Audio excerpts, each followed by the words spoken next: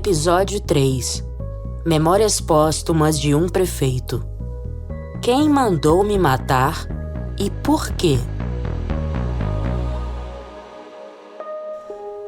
Anteriormente, em Memórias póstumas de um prefeito, o líder municipal foi executado dentro de sua própria casa e quem deu o tiro foi alguém de sua confiança, um sujeito que ajudava nas tarefas braçais da fazenda, invadiu a casa do prefeito e o assassinou na calada da noite. Mas o autor do disparo tinha comparsas que o ajudaram a orquestrar o crime. O destino de todos foi o mesmo do prefeito: a morte.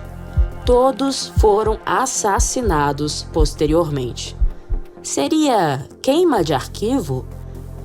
Embora nada tenha sido roubado na casa do prefeito no dia do assassinato, o inquérito do crime concluiu se tratar de latrocínio, ou seja, roubo com um resultado de morte.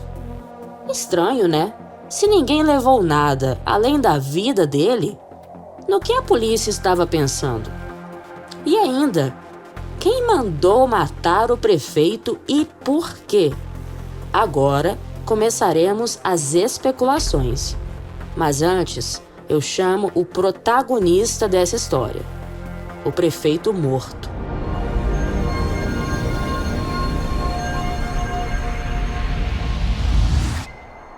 Durante a minha vida, não me faltaram aliados. Mas será que eu podia realmente confiar nesses aliados?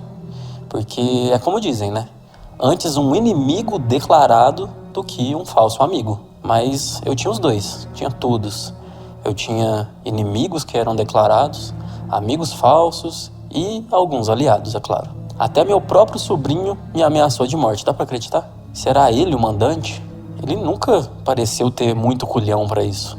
Mas, uma vez morto e enterrado, eu não duvido de mais nada. O que eu sei é que eu irritei muitos garimpeiros da região quando comecei a cobrar pelos impostos não recolhidos. Quando eu tomei todo o garimpo ilegal deles e que era meu por direito. Eu até entenderia se tivesse sido alguém entre eles interessado em me matar. Também sei que tinha muitos invejosos com olho gordo pra cima das minhas conquistas, do meu sucesso. Será que seriam as pessoas que estavam interessadas naquele meu futuro cargo como secretário de Segurança Pública do Estado? Seria alguém do alto escalão político que mandou me assassinar por alguma desavença? Eu confesso que realmente não sei. Acho que o único jeito de descobrir é estudar cada linha de investigação, começando pelo meu sobrinho viciado, que me jurou de morte quando eu dei voz de prisão a ele. Mas como eu falei, ele não era do tipo destemido. Eu sei que não foi ele. Não tem como ser ele. Ele não tinha poder pra mandar alguém me executar. Ele era um Zé Ninguém. Não mandava nem nele mesmo, imagina nos outros. Aliás, no meu enterro, ele estava chorando bastante. Lágrimas bem reais. E ele também não era um bom ator. Já voltando aos garimpeiros que passaram a me odiar, eu consigo ver um crime sendo orquestrado ali, porque eles tinham algum poder para mandar me matar. Mas eles não tinham tanto poder a ponto de dificultar as investigações da polícia e de atrasar o julgamento, mudando constantemente de juiz. A minha amiga Núbia fala disso no trecho da entrevista a seguir.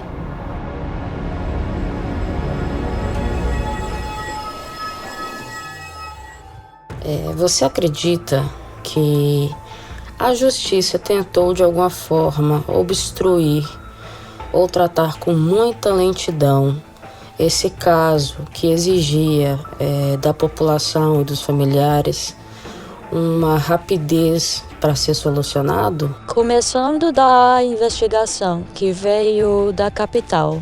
Eu estive algumas vezes na casa do prefeito depois que ele foi assassinado e eu não vi muito interesse dessa polícia da capital, não. O pessoal muito fraco. À noite eles saíam pra beber, sabe? E outra coisa também que deixou a população indignada é porque quando o caso chegava ao juiz, o juiz tinha interesse sim em começar a investigação. Aí ouvia todo mundo.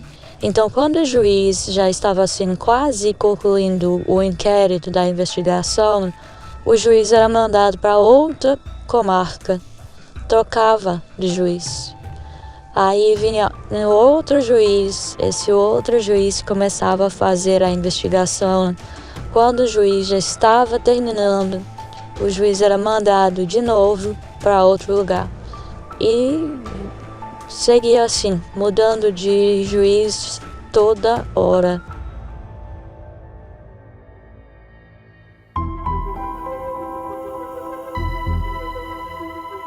É no mínimo estranho mudar tantas vezes de juiz.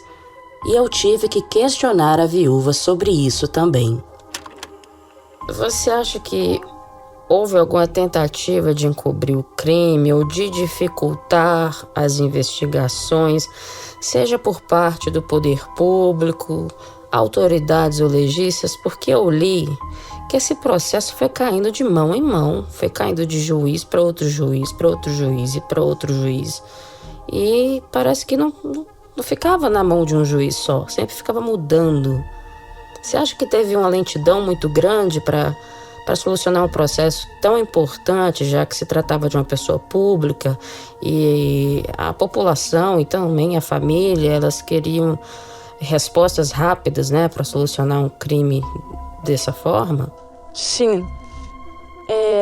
Eu acho que o que aconteceu é que, como meu marido era delegado seccional na capital, a polícia da capital veio.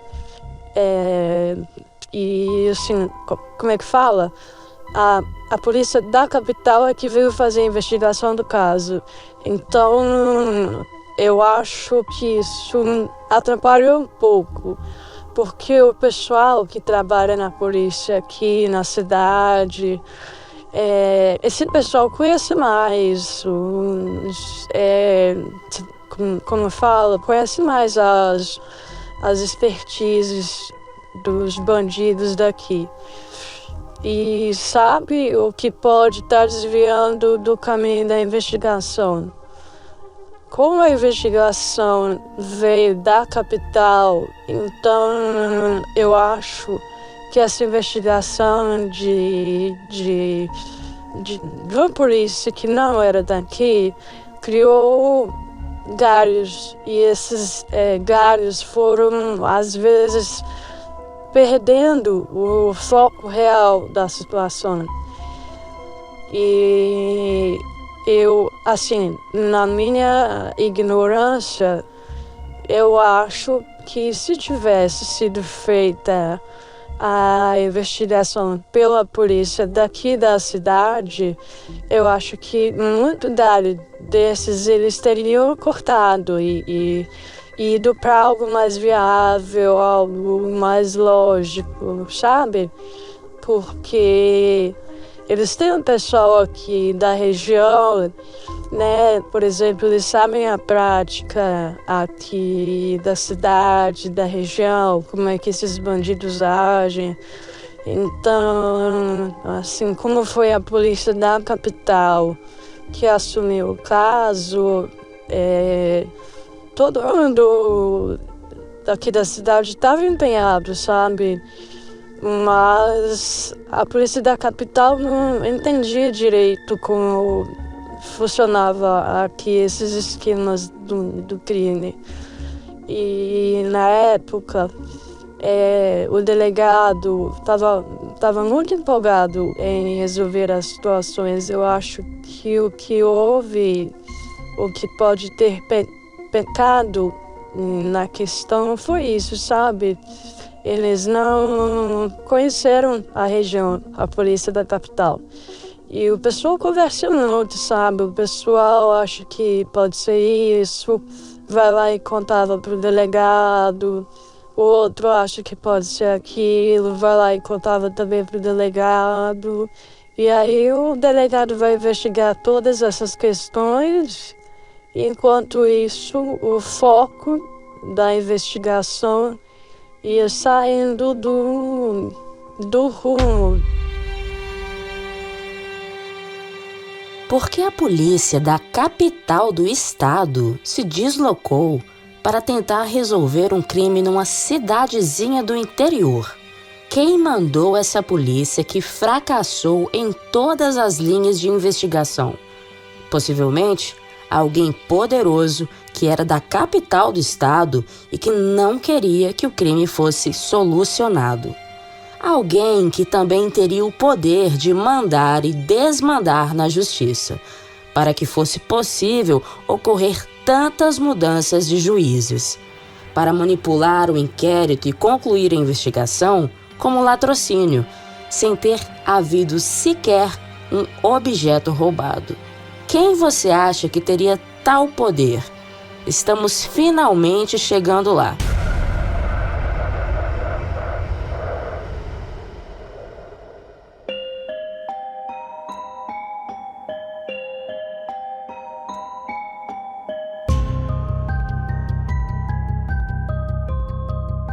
Minha última pergunta para a viúva foi: qual sentimento até hoje você tem em relação a isso? Você acha que a justiça foi feita? Não, a justiça não foi feita, né? A justiça não foi feita. Eu acho que faltou um empenho maior, sabe? Eu acho que o caso ficou esquecido e não poderia ter ficado esquecido. Era uma pessoa da polícia, era uma pessoa pública e foi como se tivesse caído no esquecimento. Na época eu até contratei, eu peguei o processo na época, o processo ainda estava na fase inicial.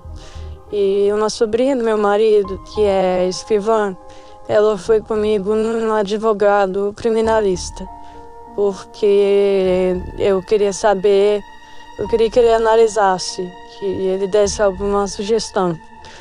E ele ainda leu o processo e falou assim para mim: olha, tem muita coisa aqui que poderia ter sido verificada, mais investigada a fundo.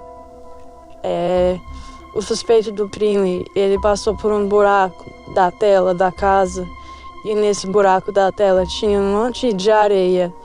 E a polícia que veio fazer a vistoria do local do crime, a polícia daqui da região que fez, fotografou essa pisada lá. Então ele me chamou a atenção para isso. E aí ele falou assim: aqui, se eles da época pegassem e fossem na casa dos suspeitos e buscar os sapatos, era uma prova, era uma evidência que tinha como começar a desvendar pelo tamanho do calçado. Mas aí então eu estava aflita e querendo ajudar, querendo fazer alguma coisa, mas quando me explicaram que eu só podia colocar um assistente de acusação, aí eu contratei um escritório para ajudar na acusação, mas a gente não conseguiu ir muito longe, porque o juiz falou que faltou provas e ficou assim. Acabou dessa forma esse crime.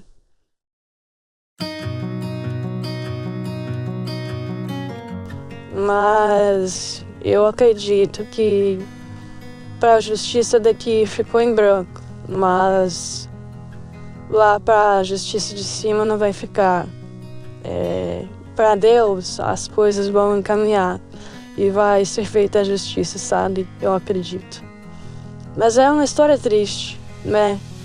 Ele morreu e até hoje ninguém sabe quem matou realmente, com toda certeza, e por que te matou, qual foi a motivação. Fica a pergunta, né? Quem matou e por que te matou.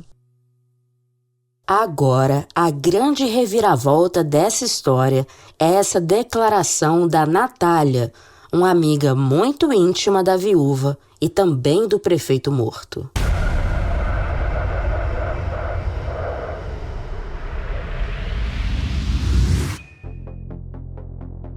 A gente acredita que muitos sabem quem foi, né? Supõe-se que seja peixe grande, porque até hoje o nome do mandante, a gente ainda não sabe, a cidade não sabe. sociedade não sabe. A família talvez, e talvez a família não revele nada bonito de ameaça. A testemunha, Núbia, aquela que é amiga de infância do prefeito, confirma a versão de Natália com esse áudio arrebatador. Aliás, a viúva, ela omite muita coisa. Eu acho que é pela própria segurança dela, sabe?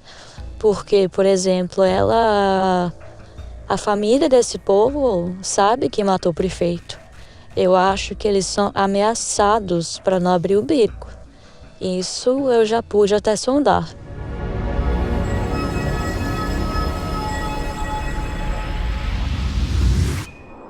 Quem seria esse tal peixe grande da capital que estaria ameaçando minha família depois de mandar me matar?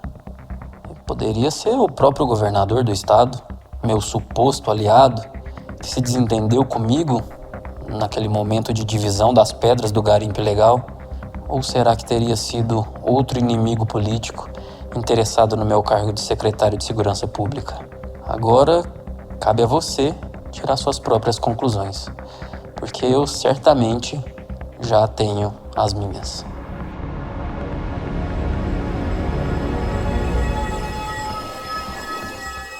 Não dá para simplesmente concluir essa história sem perguntar: que fim tiveram os tonéis entupidos de pedras preciosas que estavam submersos na lagoa?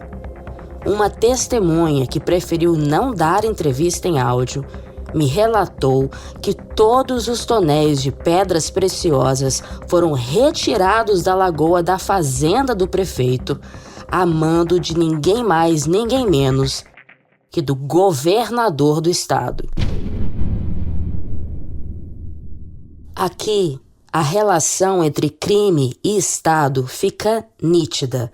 Não há certezas no desfecho dessa história. E você é que vai decidir em que acreditar. Esse caso é uma reflexão sobre os desdobramentos da ganância humana. Um ser humano infectado por ela desconhece os limites e vai até onde for preciso para vencer, mesmo que às custas de vidas humanas. A ganância não dá trégua, especialmente nesse crime sem castigo. E agora, passo a voz para o defunto prefeito. O senhor pode dizer suas últimas palavras.